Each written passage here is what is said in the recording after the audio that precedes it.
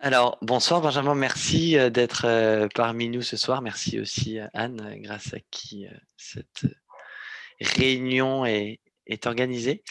Donc, voici comment nous allons fonctionner pour cette rencontre de 45 minutes, entre 45 minutes et 1 heure. Ce que l'on va faire, c'est aborder 3 thématiques. C'est les 3 thématiques qu'on a abordées dans le titre, en 3 séquences de 15 à 20 minutes. Je poserai la première question pour un peu initier l'échange, le débat. Et puis ensuite, ce sera à vous de poser vos questions. J'ai d'autres questions aussi prévues, hein, mais comme ça permettra d'avoir un échange. Et 3 sujets, donc les nouvelles mobilités, l'environnement et l'entrepreneuriat. Avant de passer directement au sujet, on va vous présenter Benjamin. Après une licence en droit à Toulouse, vous avez rejoint l'école de commerce de Toulouse et vous avez commencé votre carrière dans une entreprise spécialisée dans le covoiturage. Vous êtes passé dans la... Ah, je vais- dans le covoiturage et vous êtes passé dans la banque et désormais vous travaillez dans le secteur de la location de vélos.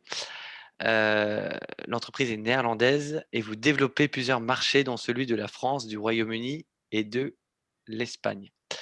Alors, les nouvelles mobilités, quelques chiffres. Aux Pays-Bas, il y a 27% de tous les déplacements qui sont effectués à vélo. En France, c'est 3 à 4%. Alors, je vais vous poser une question basique. Elle n'est peut-être pas autant que ça. Mais pourquoi cet intérêt porté au vélo aux Pays-Bas? Et quelle vision vous avez en France de l'usage du vélo, notamment avec la Covid? Bonsoir Benjamin. Bonsoir Pierre, bonsoir tout le monde et merci de m'accueillir sur cette plateforme. Alors, plusieurs questions. La première, peut-être l'intérêt que je porte personnellement au vélo, avant de parler l'intérêt que ma société porte au vélo. C'est un sujet, la mobilité, qui me touche de près, un sujet sur lequel j'ai eu la chance de travailler depuis les années 2012-2013 avec, comme vous l'avez cité, une première start-up de covoiturage, avec vraiment l'objectif de permettre aux gens de se déplacer, d'offrir des solutions de mobilité, et le plus souvent dans des zones où la mobilité, les transports en public étaient manquants. Donc, j'ai passé quelques années à Dubaï et la géographie de Dubaï fait qu'on a un très bon ligne de métro sur la ligne principale, mais dès que vous voulez aller un petit peu dans les zones un petit peu plus reculées, dans les quartiers qui sont un peu moins bien desservis, en fait, il n'y a aucun transport en public aujourd'hui qui est capable d'amener un petit peu toute cette granularité au sein de chaque quartier, au sein de chaque arrondissement. Et donc, le covoiturage ou d'autres solutions sont possibles. Donc, la mobilité, quelque chose de… c'est pas juste la mobilité, parce que vous me direz Uber est une très bonne offre de mobilité, oui, mais j'ai un penchant pour les mobilités qui sont à la portée de tous au niveau des budgets. Ça, c'est quelque chose, je trouve, important. Il faut que ce soit inclusif. Ça, c'est la première chose. Et la deuxième chose, c'est qu'elle soit le moins impactant pour l'environnement. Donc, tout ce qui va être carbone neutral, sont des mobilités qui personnellement m'intéressent le plus. Et donc, au cours de ma carrière, j'ai eu la chance de pouvoir m'essayer sur différentes formes de mobilité, soit en étant moi-même fondateur, soit en ayant rejoint l'entreprise, comme celle que j'essaie de développer aujourd'hui sur les marchés cités. Merci beaucoup, Benjamin. Alors, pour en revenir à ma première question sur le… Alors, c'est peut-être un peu, c'est peut-être pas forcément votre rôle, mais l'intérêt porté au vélo aux Pays-Bas. On voit que c'est quand même un usage quotidien. C'est lié à quoi? C'est lié tout simplement, je ne sais pas moi, aux infrastructures. C'est lié à la géographie du pays. Enfin, l'organisation du pays, au fait que c'est pas un pays de montagne, donc c'est peut-être plus simple de faire du vélo. Ouais. Alors, j'ai pas une réponse très scientifique à cette question, Mais j'ai pu en discuter notamment avec nombreux élus locaux français lors du déploiement de notre société en France. Et lorsqu'on parle des Pays-Bas, et notamment, on va dire, Amsterdam, la ville dans laquelle je vis pour l'instant, on s'est rendu compte que des facteurs tels que l'infrastructure avaient été très prometteurs, enfin, avaient permis vraiment le développement du vélo. Le relief est une chose aussi importante à prendre en considération. Aujourd'hui, quand on développe des nouveaux marchés dans notre compagnie, on regarde plusieurs informations. La première, ça va être la taille de la population sur laquelle la ville sur laquelle on cible. Deuxièmement, ça va être la part modale du vélo, c'est-à-dire combien de personnes utilisent le vélo tous les jours pour se rendre au service. La troisième, ça va être les infrastructures, donc combien de kilomètres de pistes cyclables sont déjà en place dans ces villes. Et ensuite, on va regarder la part d'étudiants, parce que ça, c'est notre cœur de cible, enfin, c'est une de nos cibles principales, le nombre d'étudiants. Et enfin, on va regarder tout ce qui est lié à la météo et au relief. Donc, c'est quelque chose qu'on prend en considération. Alors, pour ceux qui vivent à Amsterdam ou aux Pays-Bas de manière générale, ils savent que la météo est assez capricieuse, il pleut assez régulièrement, comme quoi ce n'est pas véritablement un obstacle à l'utilisation du vélo. Donc, si je devais résumer un petit peu la réponse à votre question, et vraiment de manière instinctive, je dirais d'une part l'infrastructure. Je pense que ça c'est très important. Donc, il y a l'infrastructure pour circuler, mais l'infrastructure pour stationner son vélo aussi qui est très importante. Aujourd'hui, le premier frein à l'utilisation d'un vélo, en tout cas sur les villes françaises, est lié au problème de parking et au problème de vol. Donc, on voit bien que ce n'est pas forcément la météo et la pluie battante qui poussent ou qui repoussent en tout cas le plus grand nombre d'utilisateurs. Donc ce serait 2 leviers finalement, pour, développer, l'utilisation du vélo, en France, le parking et la sécurité. Parce qu'on a aussi l'image, Amsterdam, voilà, en tout cas, les personnes qui sont étudiantes, utilisent par exemple, savent très bien qu'ils vont acheter un vélo pas forcément très cher, parce qu'ils savent qu'il va pouvoir être volé assez facilement. Donc c'est l'image, c'est peut-être pas étayé, de manière scientifique. En France, on a une approche un peu différente, c'est ça? Alors, Sans forcément, en tout cas, l'impression ouais. que vous avez, sans forcément qu'il y ait de données, scientifiques, Alors malheureusement, la société pour laquelle je travaille existe depuis 2014 aux Pays-Bas. On a des dizaines de milliers d'utilisateurs et de vélos dans les rues. Euh, Ils sont aussi volés. C'est-à-dire qu'il y a, contrairement à ce qu'on pourrait penser, à Amsterdam, la part de vélos qui disparaissent chaque année se situe autour de entre 8 et 10%. Donc, c'est énorme sur une flotte de plusieurs dizaines de milliers. Donc, malheureusement, et nos vélos sont assez reconnaissables par leur design et par certaines marques de fabrique. Euh, Ils sont conçus dans nos propres usines, donc avec un design un petit peu particulier. Et ça n'empêche que ces vélos sont volés. Donc, ça reste un problème important aux Pays-Bas, mais aussi bien, je pense, en France, comme en Italie ou en Espagne, où nous développons notre marque.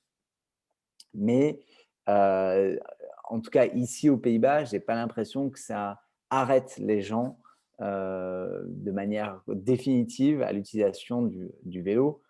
On se rend compte que le fait de pouvoir traverser la ville de bout en bout sur une vingtaine de minutes ou une trentaine de minutes en fonction de si on a un vélo électrique ou si on pédale plus ou moins fort, c'est quand même un point important pour le choix du moyen de transport qu'on va utiliser.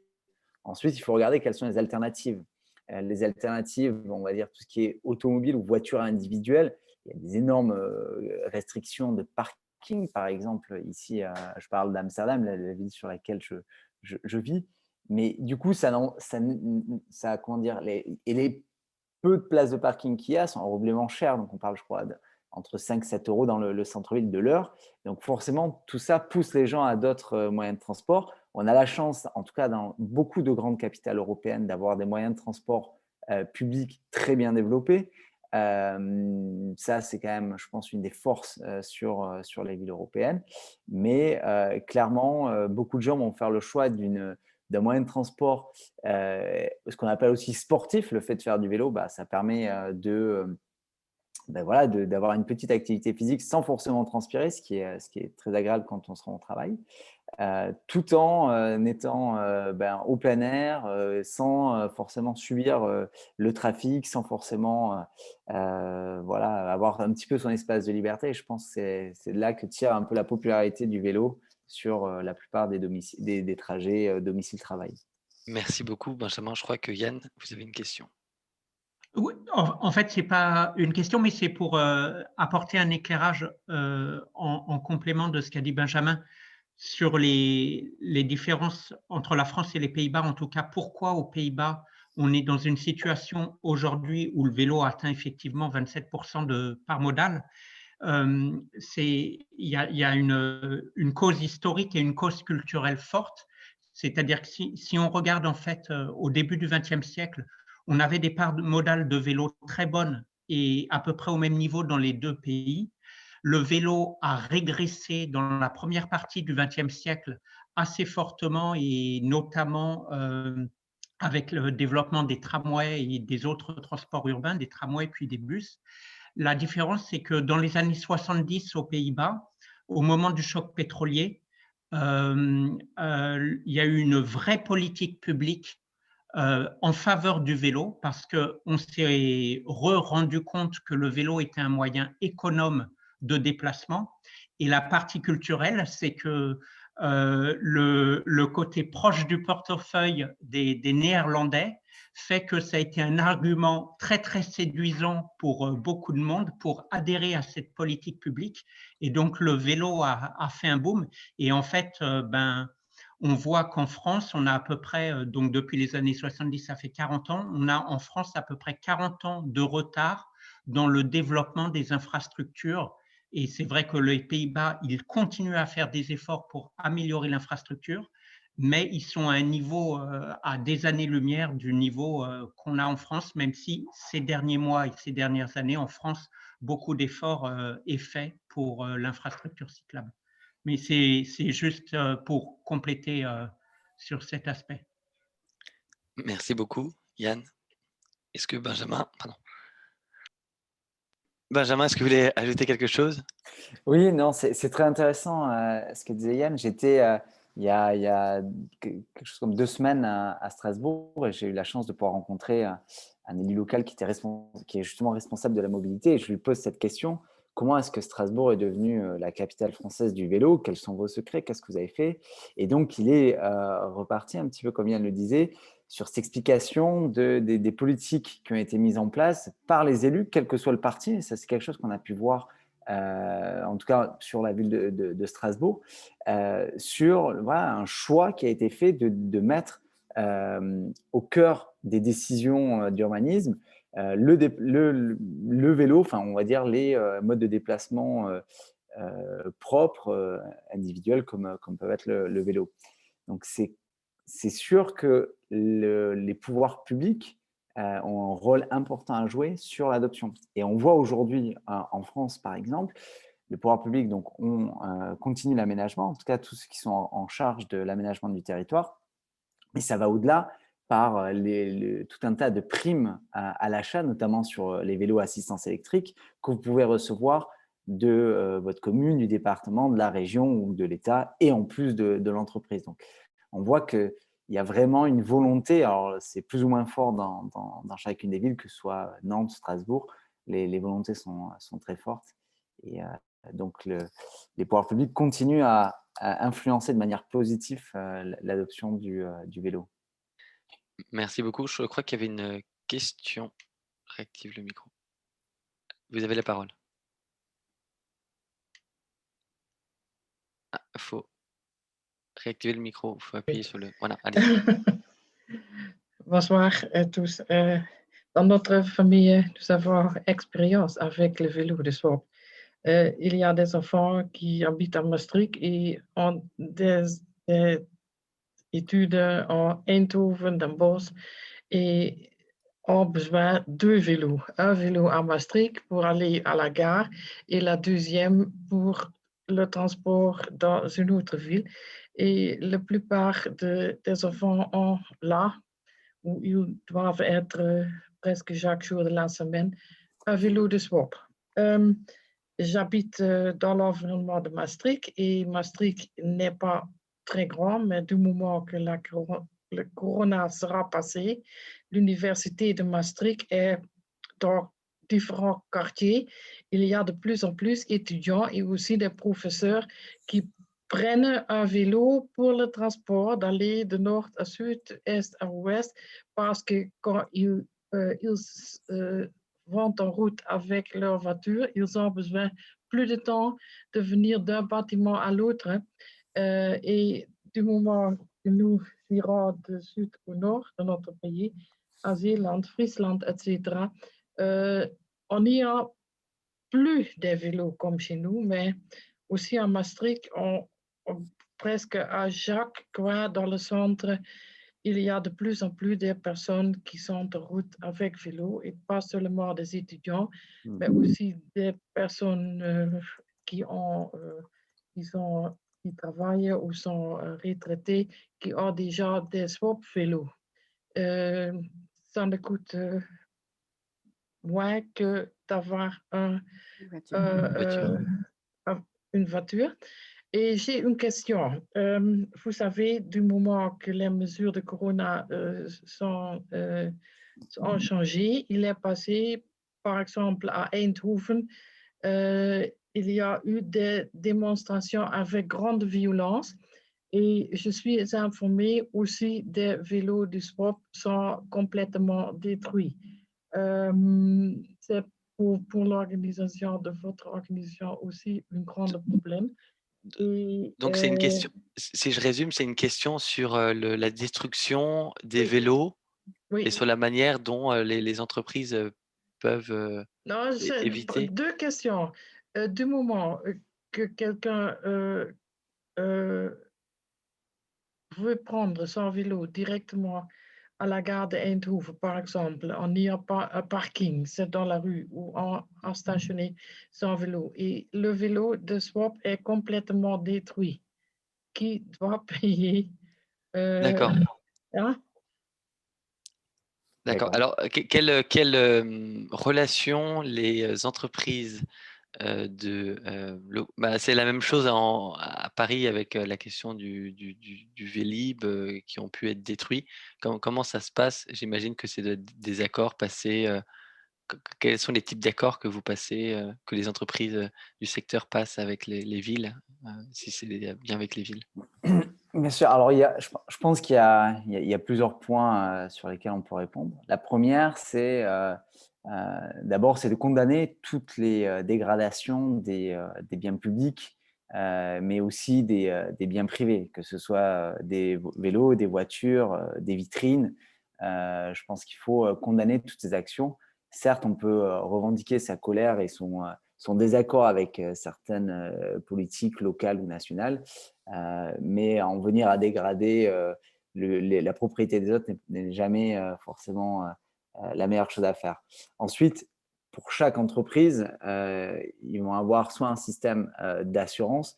Dans notre compagnie, on a un système, ce qu'on appelle de franchise, c'est-à-dire que si un problème intervient avec le vélo, en fonction du type d'incident intervenu, on va soit prendre à notre charge les réparations, soit les imputer à l'utilisateur.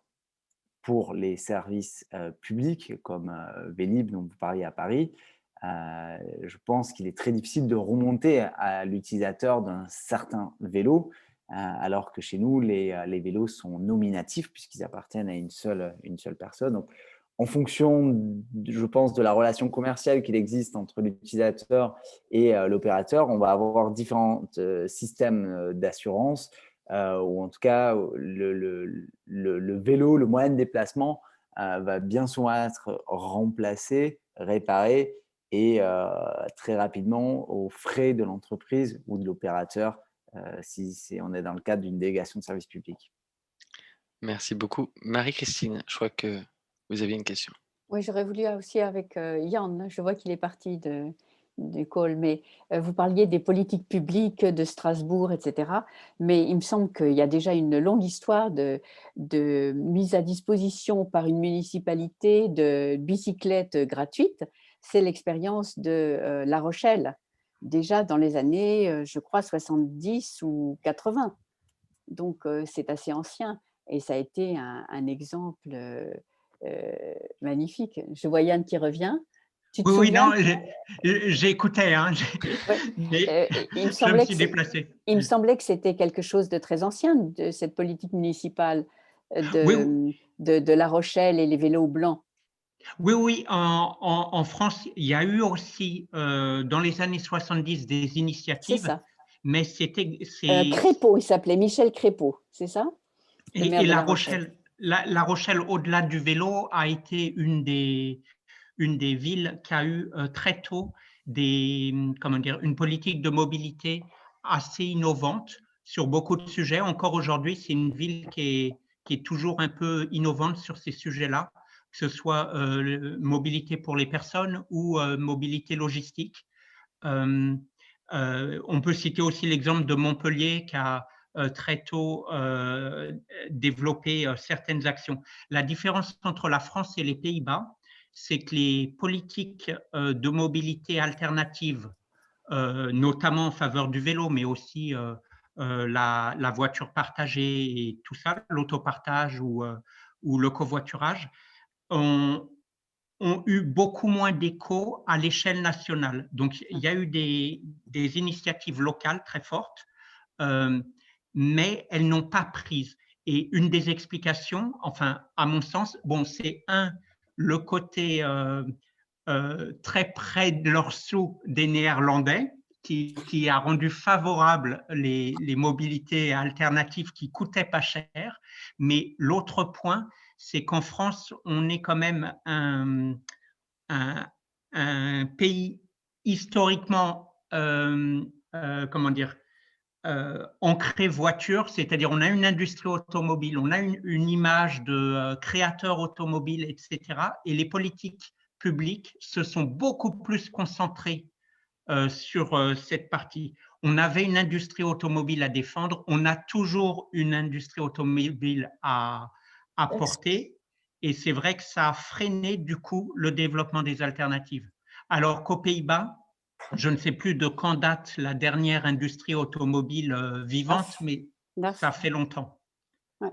Donc ici, on a eu moins de mal à défendre un modèle parce que le modèle qu'il avait vocation de remplacer en partie, on ne le développait pas ici, donc on ne perdait rien.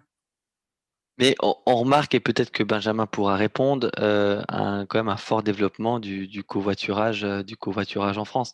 Je crois que BlaBlaCar a été lancé aux Pays-Bas avec un succès qui me semble quand même moins important qu'en France. Bon, après, BlaBlaCar est une entreprise française, mais peut-être que Benjamin a peut-être une voilà. Est-ce que finalement, pour dire les choses, pour résumer à gros traits, aux Pays-Bas, ce serait la location de vélo, et en France, ce serait finalement, comme on a un pays tourné autour de la voiture, ce serait le partage de la voiture.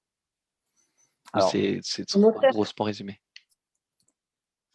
Alors, je pense que, non, pour balayer assez rapidement, je ne pense pas que ce soit une question d'où vient l'entreprise.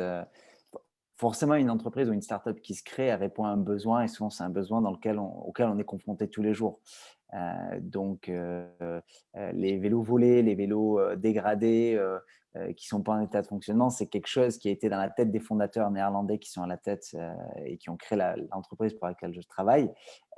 Et donc, ils ont voulu répondre à un besoin. Et comme il y a beaucoup de gens qui utilisaient le vélo, ils se sont rendus compte qu'un vélo la promesse d'un vélo qui est toujours en état de marche allait intéresser les personnes.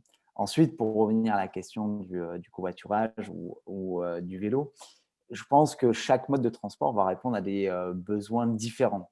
BlaBlaCar, comme vous le citiez tout à l'heure, c'est une entreprise qui s'est positionnée comme une alternative au train ou au bus qui n'existait pas justement entre plusieurs villes. J'ai plus les chiffres, enfin j'ai pas de chiffres récents, mais à l'époque où je travaillais dans le covoiturage, on regardait un trajet moyen, c'était 300 km. D'accord, donc ça, c'est le trajet moyen d'un Blablacar, alors que l'utilisation du vélo, en tout cas dans notre entreprise, 80% des gens utilisent tous les jours pour aller au travail. Donc, à chaque usage, à chaque besoin, on va avoir une réponse différente. On a une autre forme de covoiturage qui a démarré aux États-Unis un petit peu en même temps que Blablacar, une entreprise qui s'appelle Zimride, qui était spécialisée dans le covoiturage au départ des universités. Donc, vous connaissez la superficie des États-Unis. Beaucoup de gens habitent loin de l'université dans laquelle ils travaillent. Ils peuvent être dans le même état, mais toujours à des dizaines, voire des centaines de kilomètres de leur lieu de résidence. Et du coup, ce système de covoiturage a connu un essor important dans les années 2010-2013, avant de pivoter. Donc, pivoter, c'est l'acte, c'est la transformation d'une entreprise qui passe d'un certain modèle économique à un autre. Et cette entreprise est devenue Lyft qui propose aujourd'hui en français, on peut appeler ça du VTC à la demande. Donc, c'est un concurrent direct de Uber. Et on voit bien que petit à petit, ils ont voulu répondre à un besoin. Ils se sont rendus compte que le plus gros besoin n'était pas forcément connecter les villes à ville, mais peut-être avoir justement un système de VTC ou de taxi à la demande sur lequel on peut compter au sein des villes. Et d'où la transformation de cette entreprise, Zimride, qui est devenue Lyft. Ensuite, je pense que, pour finir, je pense que la géographie, les habitudes de transport va jouer un rôle déterminant. Et c'est pour ça qu'on voit, par exemple, sur le covoiturage, Blablacar, qui est, donc, comme vous le disiez, une entreprise française qui s'est bien développée en Europe, n'est pas entrée sur le marché américain. Et à ce jour, je ne connais pas de société de covoiturage de l'ampleur de Blablacar sur le marché américain. Donc, on se rend bien compte que certains pays, certaines typologies ne seront pas forcément propices à l'utilisation d'un vélo tous les jours ou d'un service de covoiturage. Donc, voilà, en France, je pense que le vélo, et comme le disait Yann tout à l'heure, est vraiment au début, et ça, c'est quelque chose sur lequel nous, on mise énormément. On est encore au début de l'aventure du vélo. Et je regardais tout à l'heure les chiffres. Il s'est vendu en 2010, enfin, chaque année, 2018, 2019, 2020, on a une croissance du nombre de vélos vendus, vélos assistance électrique et ensuite trottinettes électriques, de plus de 30%. Cette année, il s'est vendu plus de trottinettes électriques, 615 000 unités, contre un peu plus de 400 ou 500 000 vélos à assistance électrique. Donc, on est encore vraiment dans une phase d'amorçage et je pense, enfin, c'est sûr qu'en étant dans le milieu d'un côté professionnel, on pense que c'est vraiment le début, qu'il reste encore beaucoup de choses à faire de ce côté-là. Merci beaucoup. Yann, est-ce que vous voulez ajouter quelque chose? Oh, ouais, moi, j'aimerais bien poser une question parce que je connais assez mal Swapfit. Et, et comment dire, Ou en les autres fait, concurrents? oui, non, mais je suis curieux de savoir quel positionnement vous avez dans votre développement sur le marché français, justement dans l'écosystème de toute la gamme du vélo, c'est-à-dire le vélo possédé en propre, le vélo de location, le vélo en libre service. Comment vous vous positionnez, et dans des villes, est-ce que vous cherchez à pénétrer le marché dans des villes où il y a déjà du vélo en libre service, ou au contraire, est-ce que vous cherchez à vous positionner dans des territoires où il n'y a pas ce type de service? Comment vous voyez un peu les choses? D'accord. Alors, sans rentrer forcément dans les détails stratégiques de notre positionnement et de notre compagnie, mais parlons peut-être de l'ensemble des acteurs de la catégorie. On va distinguer, je pense, prenons une feuille, prenons un curseur. À un bout, vous avez la propriété. À l'autre bout, vous avez le vélo en libre service. D'accord. Et tout ce qui se trouve au milieu va concerner l'abonnement, le leasing et autres. D'accord. Donc, on va pencher soit vers l'accès, donc le vélo en libre service, partagé la plupart du temps, soit on va pencher plutôt vers la propriété et donc avoir son propre vélo. Aujourd'hui, nous, on a fait le constat qu'entretenir un vélo qui est toujours en état de fonctionnement a un coût qui n'est pas négligeable, a un coût, ce qu'on appelle les coûts d'entretien, mais aussi un coût à l'achat. D'accord.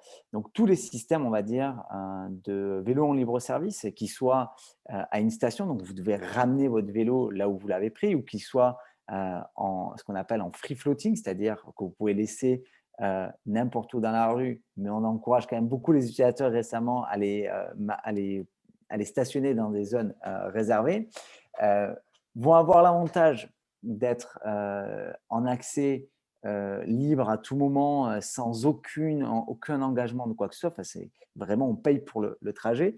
L'abonnement, le vélo par abonnement qu'on va proposer chez nous, il a l'avantage d'avoir un engagement très minimum, puisque c'est un abonnement au mois qu'on peut résilier avec un préavis de 30 jours. Là où on arrive à se distinguer des offres publiques qui sont faites dans à peu près toutes les villes de France, c'est on ne demande pas de caution, c'est-à-dire que l'utilisateur va pouvoir commander le vélo dans notre compagnie sans avoir rien à débourser, si ce n'est le premier mois d'abonnement. Et ça, c'est très important parce que tout ça, ça permet justement d'abaisser les barrières à l'utilisation du vélo. Vous n'avez pas de coût des coûts d'achat au début ou des franchises ou un dépôt de garantie à payer. Vous n'avez pas d'engagement comme sur la location avec option d'achat. Vous dites, bah, ça y est, ok, je m'inscris, mais bon, là, j'y suis pour 3 ans. Vous n'avez pas non plus on va dire, de contraintes liées à la maintenance de votre vélo. Donc, tout ça mis bout à bout, ça permet tout simplement de vraiment baisser les barrières à l'utilisation du vélo.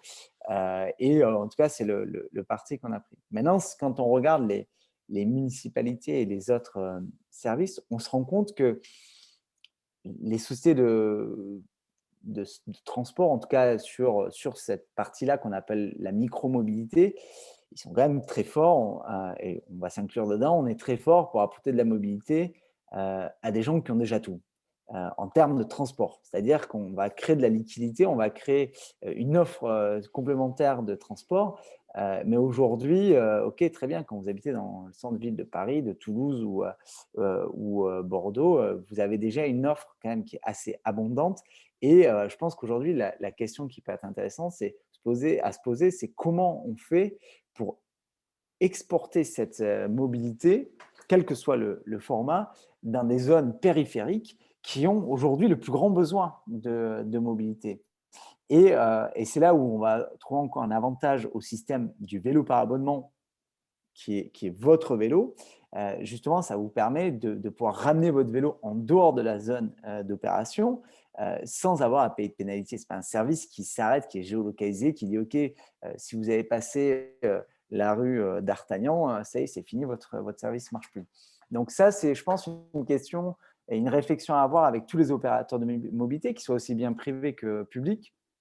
Parce qu'à mon sens, on a un devoir, en tout cas moral, en tant que créateur de start-up, c'est d'apporter vraiment une mobilité inclusive autant que possible.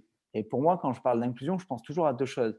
Est-ce que dans mon quartier, dans l'endroit où je vis, je peux je peux utiliser ce service de mobilité?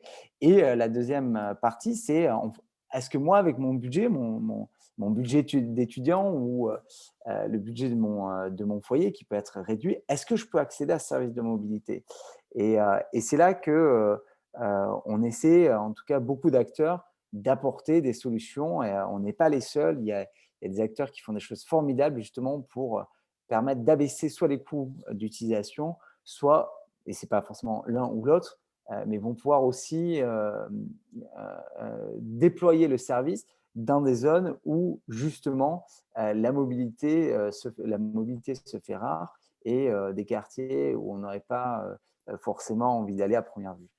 Et est-ce qu'il n'y aurait pas, avec le type de système que vous proposez, une vocation à ce que les gens prennent plus soin de leur propre vélo, alors que lorsque les gens, par exemple, utilisent un vélo uniquement pour un déplacement, notamment avec Vélib, bah, ils vont se dire, bah voilà, c'est pas mon vélo, au fond, s'il est cassé, c'est pas mon problème. Est-ce que vous n'avez pas ça en plus? Alors, c'est sûr que c'est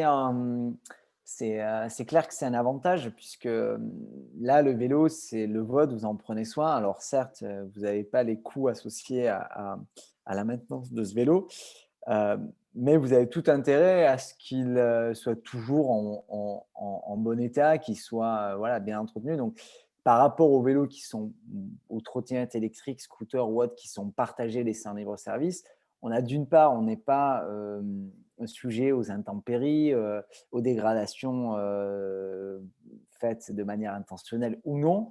Euh, et on bénéficie vraiment d'un sentiment d'attachement de l'utilisateur au produit qu'il va venir louer chez nous. Parce que, comme je l'ai répété tout à l'heure, et c'est là où c'est très important, c'est que 80 ou 85%, ça dépend des villes, déclarent utiliser le vélo exclusivement, enfin en priorité, pas exclusivement, mais en priorité pour un usage domicile-travail. Donc, c'est clair que on a pu discuter avec des personnes qui viennent chez nous, qui avant étaient utilisateurs de solutions de mobilité partagée, avec souvent le même constat. Oui, tel service, c'est bien, mais il faut toujours en trouver un ou une en état de fonctionnement. Il faut qu'il y ait de la batterie, il faut ci, il faut ça. Et puis, à la longue, ça revient cher. Donc, voilà, on a un positionnement, nous, qui va permettre justement de répondre à ces questions. Et l'autre personne qui vient souvent dans nos magasins, dans nos boutiques, nous dit bah voilà, je me suis fait voler mon vélo 2 fois, la selle a disparu 3 fois. Bon, voilà, j'en ai marre. J'ai envie que ce problème devienne votre problème. Et on leur dit mais bienvenue chez nous.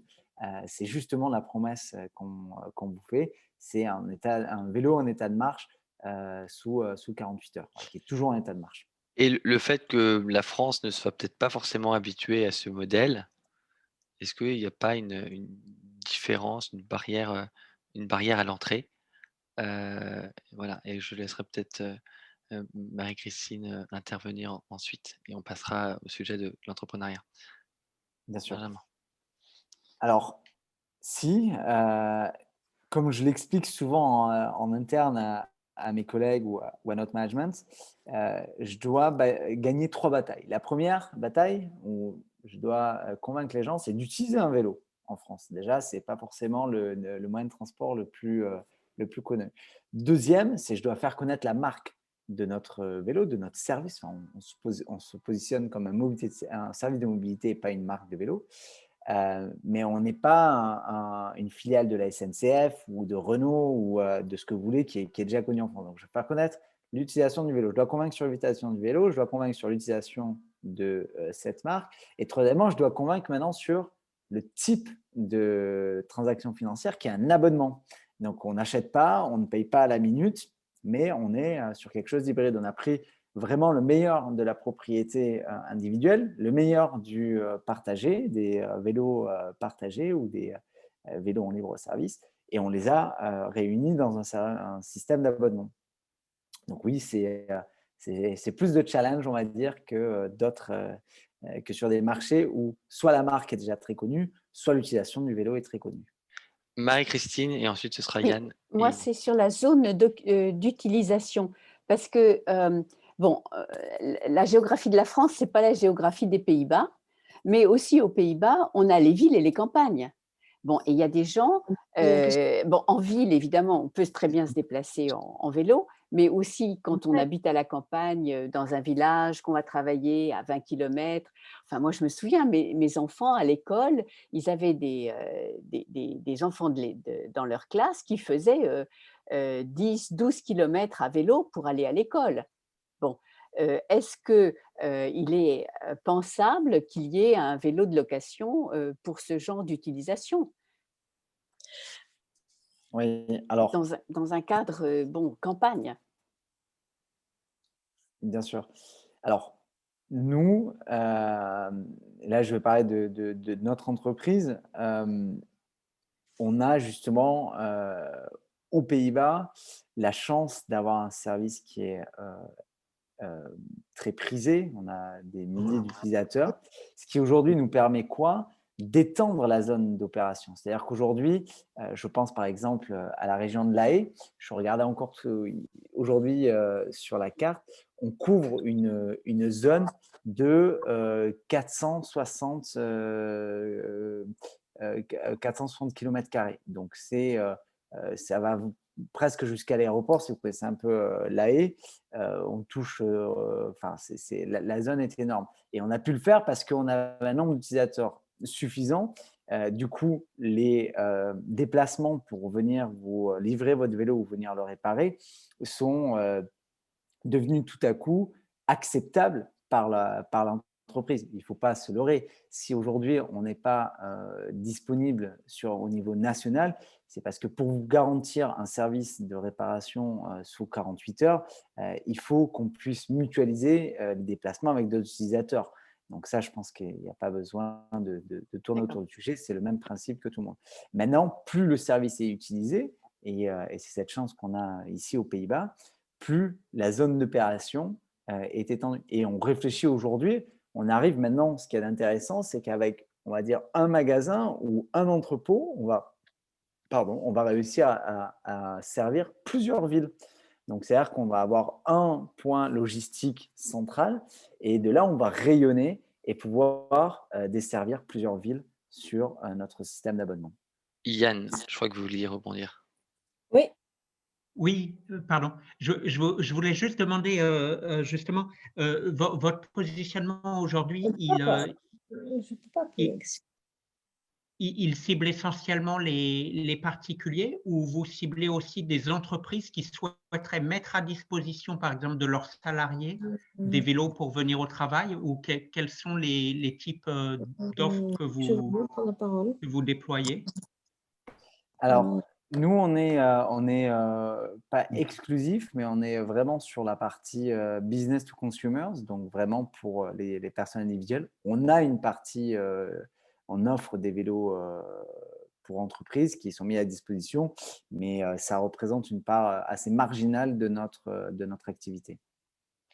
On peut poser une petite question, s'il vous plaît? Oui, allez-y. Alors, moi, j'ai plusieurs remarques. La première, c'est concernant tout ce qu'a développé Benjamin, c'est que dans le Sud, on a peut-être une tradition plus moteur. Et je me souviens que dans les temps anciens, ce n'était pas le vélo qui était utilisé, mais c'était le Solex. Et peut-être qu'avec les scooters et ce genre de choses, il y a eu une domination des moteurs par rapport au vélo. Ça, c'est une première chose.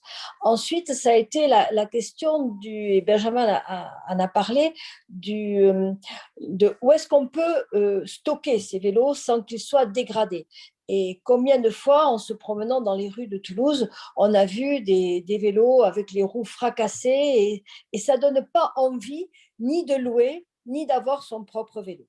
Ça, c'est un autre constat. Et c'est que très récemment que sont apparus dans Toulouse des lieux de parking sécurisés où on peut mettre nos vélos à l'abri des actes de vandalisme qui sont très, très, très récurrents, y compris dans le centre-ville, qui pourtant est ultra surveillé. Et ça décourage un petit peu d'avoir le vélo. Ensuite, une autre question qui est un peu plus technique, c'est qu'en est-il du recyclage des batteries? On a un peu suivi les discussions autour des mobilités électriques et des aspects écologiques par rapport à ces modes de transport, mais reste quand même la question du recyclage des batteries, de leur coût d'un point de vue de l'écologie, de leur coût d'un point de vue de la fabrication. Récemment, j'ai entendu aussi une discussion autour de l'utilisation du besoin en eau que représente la fabrication des batteries. Et par rapport à ça, j'aurais voulu connaître quelle est la position des entreprises qui développent ces moyens de transport. Voilà, merci. Benjamin. C'est une très bonne question que vous posez sur tout ce qui est batterie. On est conscient, et quand je dis on, je parle de la plupart des acteurs de la micromobilité, que c'est un vrai sujet. Et je pense qu'on a une bonne transition pour discuter des questions d'environnement, qui était, je crois, le deuxième ou troisième volet de cette discussion. Clairement, aujourd'hui, c'est quelque chose qui va être au cœur de notre politique sur tout ce qui est sustainability. Donc, aujourd'hui, qu'est-ce qu'on va faire? On va faire des partenariats avec comment vous appelez ça, des filières de recyclage. Chaque pays va avoir une réglementation ou des dispositions spécifiques. En France, vous avez la possibilité de faire recycler vos batteries directement via des éco-organismes qui vont prendre une grosse partie en charge du recyclage. Ce n'est pas gratuit pour les entreprises, mais c'est très, très subventionné.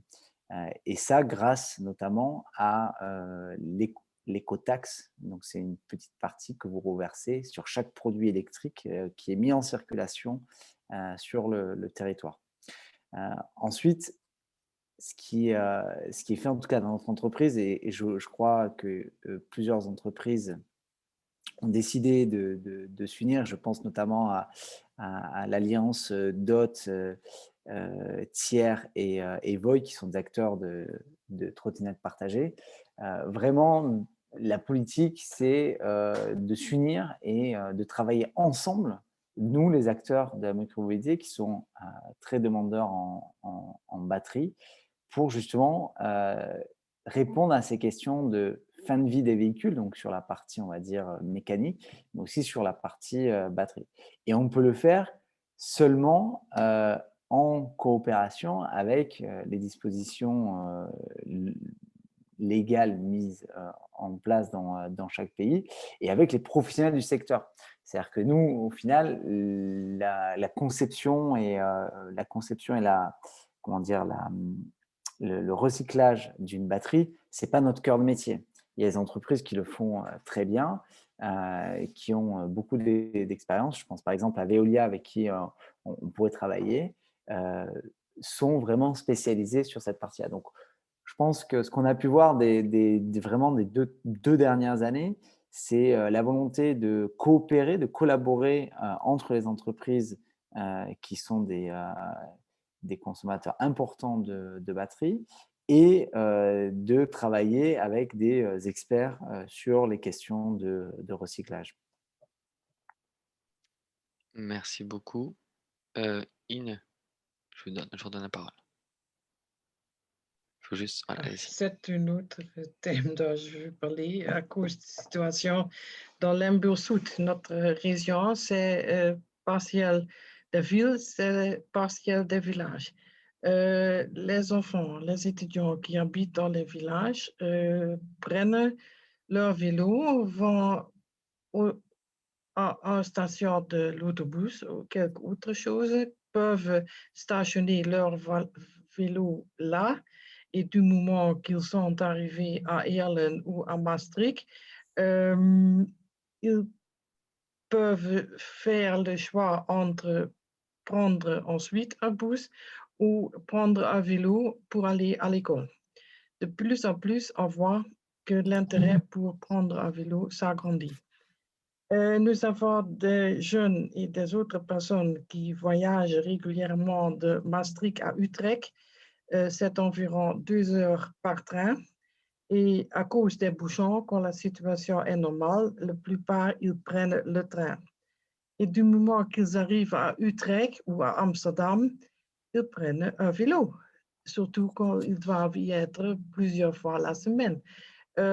Et aussi en France, que je connais assez, on a des distances entre, par exemple, Macon et Paris. Les personnes qui habitent là et retournent chaque jour ou 2-3 fois la semaine à Macon. Ce sont aussi peut-être des personnes qui veulent, pour la santé, prendre un vélo, d'aller de la gare Paris-Nord à une autre place où ils ont un leur travail ou quelque autre chose. Est-ce que vous avez une question? C'est possible. Je la laisse la poser. Mais j'ai l'idée que c'est peut-être aussi possible dans des grandes villes comme Lyon et Paris, du moment qu'on ne doit pas aller trop loin de la gare où on est arrivé. Je pense que c'est une question intéressante que vous soulevez.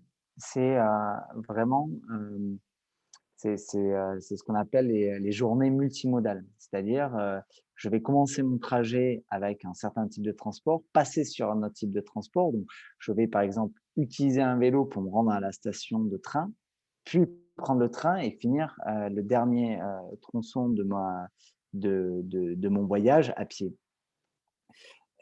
Là, encore une fois, il va y avoir plusieurs stratégies.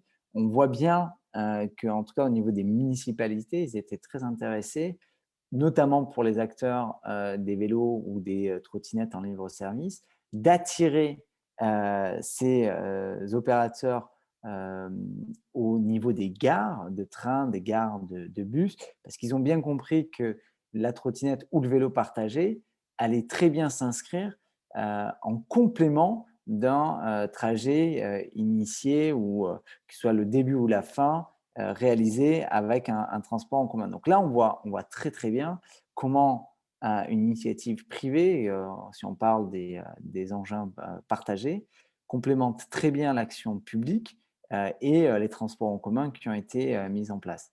Ensuite, on voit pour ce qui est du vélo individuel, la question qui va se poser, c'est où est-ce que je garde mon vélo quand j'arrive à la gare?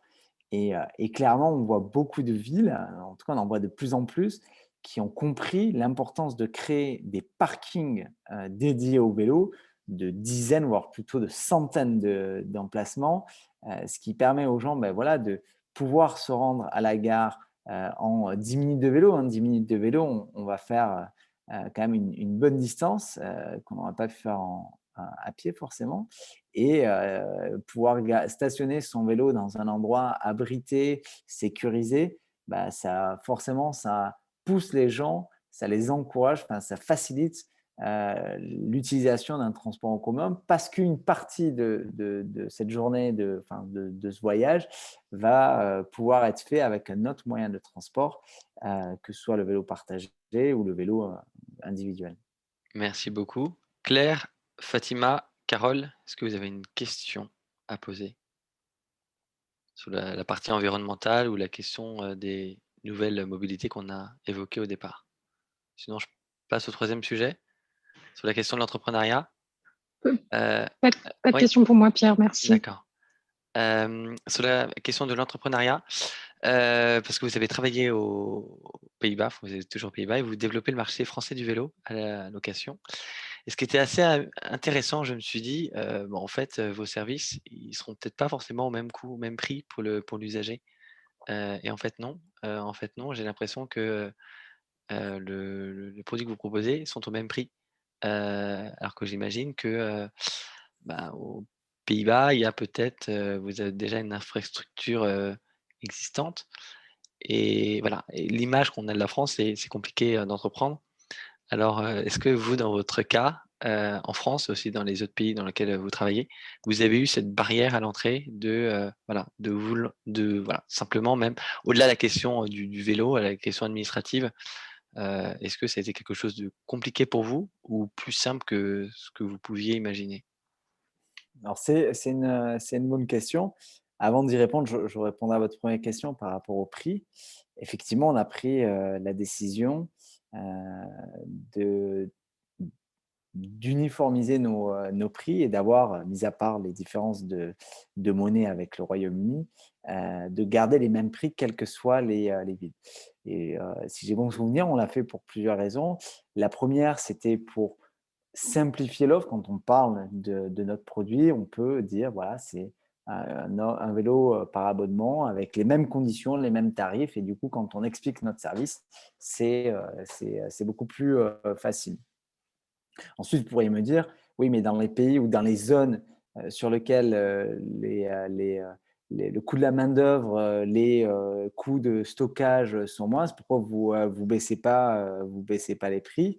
Et là, je pense qu'on va rentrer dans une dynamique vraiment de société européenne qui va uniformiser et qui va lisser ses coûts, non pas malheureusement encore à l'échelle de la ville dans laquelle on va opérer, mais au pays, voire dans la zone géographique. Donc, pour nous, les nouveaux marchés, c'est la France, le Royaume-Uni, l'Espagne et l'Italie. Maintenant, pour répondre à votre deuxième question, sans peut-être surprise, je ne sais pas, c'est à vous de me répondre. On a les plus grosses difficultés, c'est au Royaume-Uni. Voilà, là, clairement, on est victime, enfin, on subit de plein fouet le Brexit pour l'obtention des licences diverses et variées, mais aussi bien pour acheminer des pièces détachées que des vélos sur site. Donc, pour se prémunir un petit peu du Brexit, on avait pris la décision d'envoyer un grand nombre de vélos, plus d'1 millier de vélos en stockage sur notre entrepôt de Londres. Et on a bien vu que quand il a fallu quelques semaines, quelques mois plus tard, post-Brexit, envoyer des pièces détachées, c'était beaucoup, beaucoup plus compliqué. Donc, autant sur la France, non, l'obtention d'une licence n'a pas posé de problème. Au niveau européen, sur notre activité, encore une fois, et compte tenu de notre société, on a eu plus de difficultés avec les autorités, on va dire, espagnoles ou autrichiennes, puisqu'on a lancé aussi notre service en Autriche, qu'en France. Et c'est dû à quoi? Alors, c'est dû à quoi? Ça, c'est une bonne question. C'est personnel, hein, mais un peu. Oui, non, qu'est-ce qui fait que c'est plus compliqué? Voilà, C'est lié à l'activité ou c'est lié au simplement de fait de créer une société en Italie ou en Autriche? Non, non, nous, on est quand même une structure assez complexe, hein. On appartient à un groupe automobile qui s'appelle PON, qui est une grosse entreprise ici aux Pays-Bas. Et donc, on est une des filiales qui elle-même va ouvrir encore des sous-filiales dans chaque pays. Donc, forcément, c'est un peu compliqué. C'est toujours plus compliqué que de dire, bah voilà, c'est Mathieu et Pierre et Marie, qui sont les 3 fondateurs et propriétaires de cette entreprise. Ils sont résidents dans le pays. Voici leurs informations. Voilà, ça, c'est assez simple. Donc, je pense que c'est lié à la structure de l'entreprise, à la vraiment voilà, la structure juridique. Ou c'est pas un système de franchise, quoi? Non, non, non, puisque nous, on est propriétaire de tous nos… Enfin, on est propriétaire de tout, aussi bien des vélos que bon, on va louer des magasins, mais voilà. Merci beaucoup. Est-ce qu'il y a des questions complémentaires? Yann, peut-être? Je vous ai vu prendre des notes, donc Oui, oui, je prends toujours des notes. Mais comment dire, je ne sais pas si c'est sur le thème de l'entrepreneuriat, mais je suis curieux, mais je ne sais pas si vous pouvez en parler, mais sur le déploiement que vous avez déjà du service en France, est-ce que vous avez ciblé des territoires particuliers ou est-ce que vous êtes dans des villes ou comment vous êtes déployé aujourd'hui en France? Marie-Christine voudra voir vos vélos à La Rochelle. Alors, La Rochelle, je crois qu'il va falloir attendre un petit peu. Il faudrait surtout les voir dans la campagne. Vous pouvez venir le prendre avec vous. Nous, il n'y a aucune restriction. Malheureusement, on ne pourra pas venir vous le réparer sur place, mais vous pouvez le ramener soit en magasin, soit dans la zone d'opération, et on sera ravis d'effectuer les réparations nécessaires. Mais rien ne vous empêche, en tout cas, de prendre votre vélo à Paris et de l'amener à La Rochelle. Ni Non, moi, je sais juridique. pas, quand j'ai découvert les Pays-Bas en 1976, j'ai loué un vélo à la gare de La Haye et je suis partie à travers le pays pour une semaine à vélo. Et puis j'ai ramené mon vélo à la gare de La Haye Vous et je suis pouvez allée le partout. faire aujourd'hui sans aucun problème avec notre service ou avec un autre service. Pour répondre à votre question, Yann, tout s'est accéléré avec le premier déconfinement, donc qu'on a pu tous suivre à la télé et tous profiter. Enfin, j'espère le plus grand nombre d'entre vous profiter. Et le boom de l'utilisation du vélo, on s'est engouffré dans cette dynamique pour étendre notre service à des nouveaux pays européens qui ne sont pas forcément des pays où la part modale du vélo est très importante. Et donc, on a ouvert l'Italie, la France et le Royaume-Uni avec d'abord l'ouverture des capitales, donc Londres, Milan et ensuite Paris. Et suite, en fait, au très bon début de notre compagnie sur la capitale française, on a décidé de continuer notre expansion à l'international, enfin à l'international pour nous, mais au niveau national pour la France. Et donc, on a ouvert depuis à peu près 15 jours une boutique et donc notre service dans les villes de Toulouse, Nantes, Strasbourg et Lyon. Voilà. C'est des grands centres. Hein. Voilà. Ouais.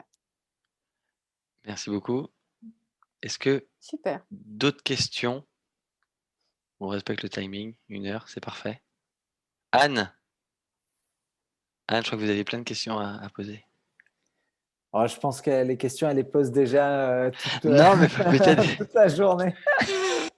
Je pense que non, je pense que j'ai pas de questions supplémentaires. Claire? Carole? Sinon, on peut mettre fin. Pas de questions non plus. Merci beaucoup pour cet échange. C'était super Merci. intéressant. Merci beaucoup. J'ai une question.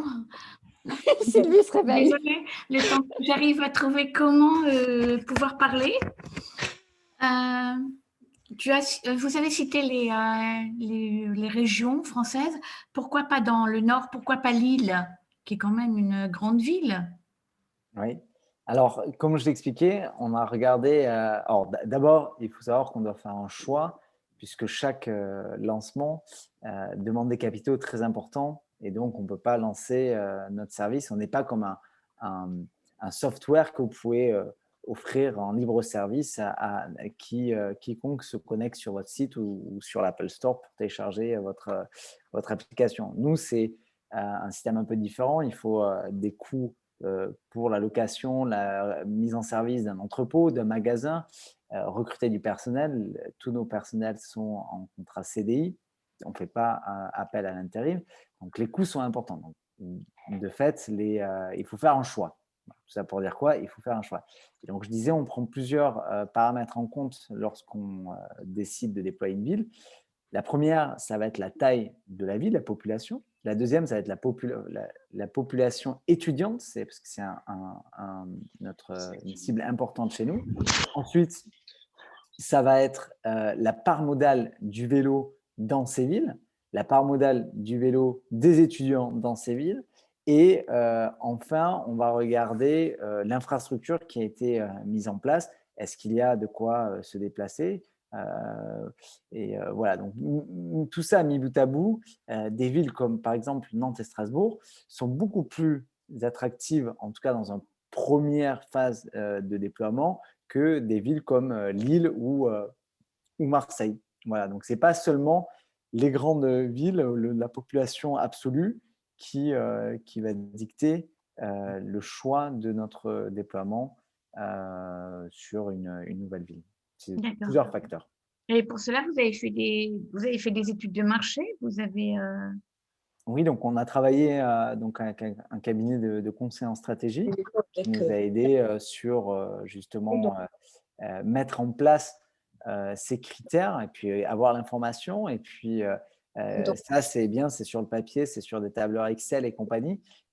Et après, ce qu'on a fait, c'est une autre équipe qui s'en occupe, qui s'est rendue sur le terrain et qui fait un premier état des lieux. Et vous savez, c'est aussi simple que d'aller passer 2 jours à Nantes. Est-ce que je vois des vélos garés? Est-ce que je vois des vélos en circulation?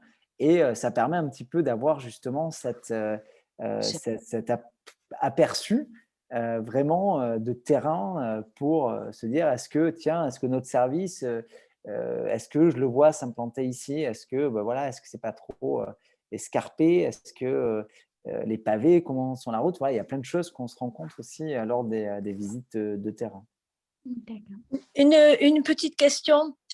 C'est un vélo, pour l'avoir utilisé avec un mode d'usage entre guillemets hollandais, pour freiner un rétropédalage. Est-ce qu'il n'y aurait pas besoin de mettre un tout petit peu, un petit mode d'emploi accroché pour les personnes qui sont habituées à avoir un frein arrière, un frein avant? Voilà, c'est une question rigolote à l'usage de tout le monde. Alors, effectivement, nos vélos sont des vélos hollandais et je pense que nos fondateurs sont très fiers Bien sûr. de l'héritage hollandais, vélo de qualité, mais notamment le cadre. Ici, on appelle ça des Homafits, donc un peu le vélo de grand-mère. Donc, c'est le vélo traditionnel qui, pour les hommes, peuvent surprendre de ne pas avoir une barre droite, mais qui est en tout cas très, très prisé. Après, pour ce qui est du rétropédalage, c'est vrai que ça peut surprendre au début, mais on se rend compte qu'on prend assez vite le pli. Et surtout, en France, tous nos vélos en plus du rétropédalage, ont un système de frein manuel, un frein avant manuel. Mais peut-être qu'on devrait prévoir effectivement des sessions de formation, d'entraînement, de prise en main de nos vélos. Au rétro-pédalage. Vous avez déjà des volontaires, Sylvie, Non, Émilie. non, non, non, j'ai horreur de ces vélos-là, justement. Quand je suis allée à Paris avec mes étudiants, il y avait une entreprise néerlandaise, donc avec des vélos néerlandais, et j'ai refusé de monter sur ce genre de vélo. J'ai l'habitude de pédaler lorsque je pédale, il y a une pente, de pédaler en marche arrière comme ça pour jouer les touristes. Et j'ai failli plusieurs fois tomber de vélo parce que d'un seul coup le vélo freinait. Donc non, ce n'est rien pour moi ça. Et je pense qu'il y a beaucoup de Français qui n'aiment pas ce genre de vélo. Et oui, la façon de faire du vélo est très culturelle. Hein. Oui, voilà, aussi. Pour nous, c'est un loisir. Pour moi, ce n'est pas un transport, le vélo. C'est vraiment un loisir. Oui. Vous savez, une des réflexions dont je me souviens il y a très longtemps, quand mes enfants étaient à l'école et que je les emmenais, j'étais à bicyclette avec eux, et une maman d'élève m'a dit « Ah, on voit bien que tu n'es pas néerlandaise, hein, à la façon dont tu fais du vélo », parce que je ne faisais pas du vélo comme les Néerlandais. C'était incroyable, hein, mais c'est la réalité. On est perçu comme étranger parce qu'on ne fait pas pareil. Ils sont quand même très confortables. Oui, confortables, mais dangereux. Ouais. Désolée. Merci, Benjamin. Merci beaucoup. Merci, Benjamin. Une dernière réaction et on arrête. Peut-être Marie-Christine, un petit mot sur la prochaine rencontre. Ouais. Je pense à un truc qui me reste encore dans la tête. Dans les années 70, j'ai dû traduire un texte de l'université de Delft sur la construction d'un quartier où on faisait une étude sur la circulation. Donc, c'est l'histoire de mobilité, c'est-à-dire qu'à l'époque, on pensait qu'il fallait séparer les vélos, les voitures, les trams, etc. Et donc, c'était la recherche de la circulation à l'intérieur d'un quartier. Et ça m'avait sidéré de voir qu'on isolait les vélos des voitures, des piétons, etc. C'était une façon de concevoir la vie dans un quartier, donc par la séparation, par la ségrégation. Et ça, je trouve ça extrêmement grave. Et je n'ai pas l'impression qu'en France, on a pensé les choses de cette façon. Enfin, je ne sais pas. Mais je ne suis pas urbaniste, donc... Je crois que le vélo est bien intégré dans la mobilité dans les villes. Oui, quand il utilise la piste du bus à Paris, hein, les vélos sont sur la piste du bus ou à côté. Enfin, c'est tout aussi dangereux. Mais merci encore, Benjamin, Anne aussi, grâce à vous, d'avoir pris le temps de nous répondre. C'était peut-être un peu... voilà, j'espère que... N'hésitez pas à me faire un retour sur les uns les autres. Voilà, c'était très intéressant en tout cas. J'espère que vous avez pu poser vos questions. Parfois, j'ai pu peut-être un peu les couper rapidement, mais je voulais que tout le monde ait la parole. Donc, merci beaucoup. Merci d'être venu aussi de loin, de Toulouse. Merci. Et voilà. Merci encore. Je vous souhaite de passer une très bonne soirée. Et à Merci bientôt. beaucoup. Merci, au revoir. Au revoir. Merci. Merci. Au revoir. Au revoir.